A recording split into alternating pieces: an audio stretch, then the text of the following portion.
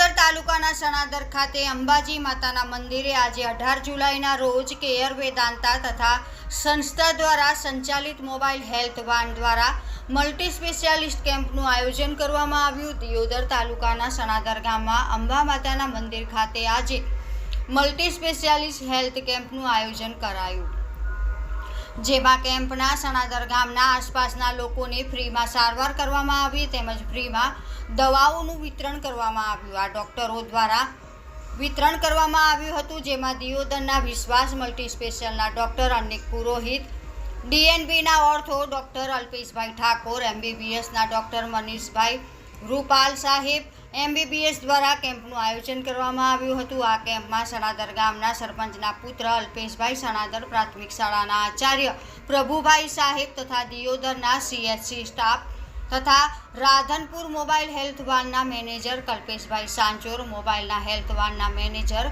કિરણભાઈ સાંચોર, મોબાઈલના health વાનના staff, ગામના વડીલોની ઉપસ્થિતિમાં આ કેમ્પનું આયોજન કરવામાં આવ્યું હતું। આ કેમ્પમાં સીએચસીમાંથી આવેલ સ્ટાફમાં જોલીબેન જોશી તથા આજ્ઞાબેન ચૌધરી દ્વારા દર્દીઓને HIV, સરફેલિંગનું, ટીબીનું જાણકારી પણ આપી હતી, જેમાં ટેસ્ટ પણ કરવામાં આવ્યો હતો।